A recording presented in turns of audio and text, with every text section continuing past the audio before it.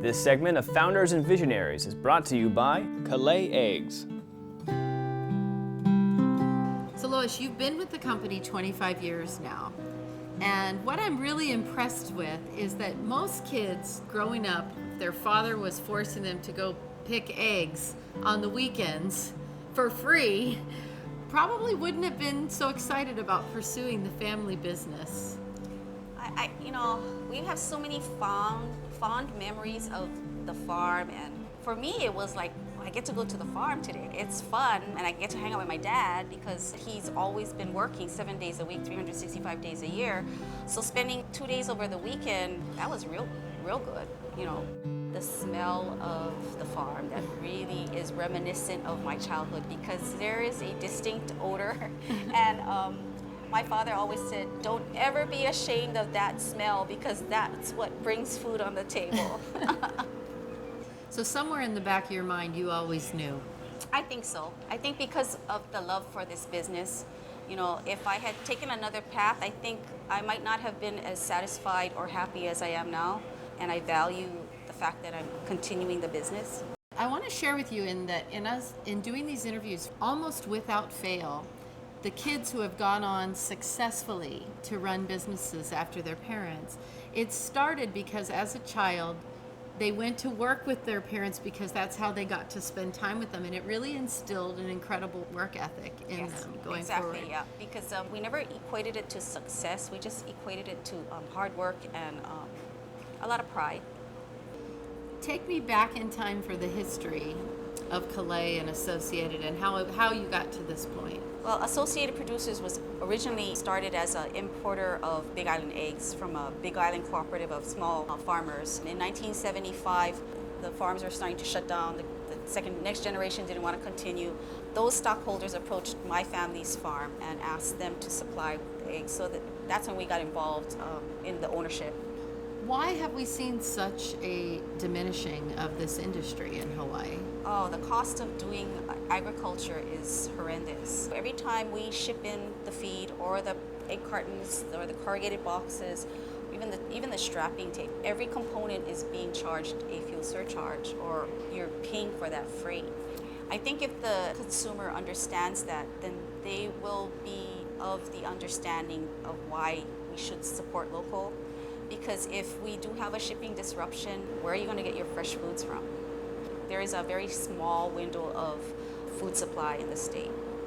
What's the difference in quality between buying a local egg and buying an egg that's been shipped over from the mainland? Well, freshness. My eggs get processed today and they're on the shelf tomorrow. I think if you're someone who values freshness, you can taste the difference. Buying local allows you to have answers to any kind of egg quality issues or handling. We're accountable. If you buy a mainland egg, who do you call? If you have a problem or a concern about leaving your eggs out, or if the egg looks funny, who can you get an answer from? What's the difference between different grades of eggs? Grade A, grade B? Grade A eggs are actually required by the USDA to be placed only in retail stores for resale. Grade B eggs are the internal quality of the egg is the same as a grade A, but it's the shell quality. So the shell might be imperfect or it might be slightly softer. It's not cracked, and we market a lot of our B eggs to restaurants because they're just cracking it open rather than putting it in a carton and having it displayed as a resale item. So it's the thickness of the shell? Yes. Oh, that's interesting. Yes. What is the shelf life of an egg? If your carton says Best Buy, that's a 45-day. So the date on the Best Buy is telling you that at that date, those eggs are 45 days old. After the 45th day, it turns into a B, which is the air cell gets a little larger. Like when you boil your eggs and there's that little dip, that's the air cell. Oh, I didn't realize. Used by is 30 days. What other things should consumers know when they're picking out a quality egg? They should look at the brand, be aware of what they're buying, and understand where the eggs are coming from. Because some eggs that are imported are coming as far away as from the Midwest. What about the difference between brown eggs and white eggs? Brown chicken, white chicken. Seasonally, I sell blue eggs here. We have a huge following. Without dye, the eggs just come out blue. Blue. Wow. Yeah, we like to hand pick, we hand feed, Well, I would imagine that would also allow for a more humane treatment of the animals, Yes, too. we can see if a bird is not feeling well, or if the water cups are, empty or leaking. If the pipe is leaking, you can catch that right away. We try to be very, very clean. We do not put any steroids or antibiotics. We don't believe in that. We believe in go as pure as possible. So our birds drink the same water that you and I do. For many, many years, a lot of our really loyal customers have said that our eggs taste sweeter.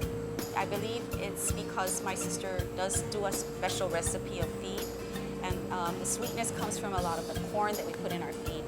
But if you boil our eggs, I noticed that there is a little bit of hint of salt. And I think it's because we're surrounded by the salt water. So our boiled eggs taste really good. Well, you've just made me a lifelong customer because I can tell you I did recently read an article about some of the chemicals, steroids, and antibiotics that are injected on the mainland, and it scared me. What it boils down to is how much money can they make with the highest level of production and the lowest cost factor.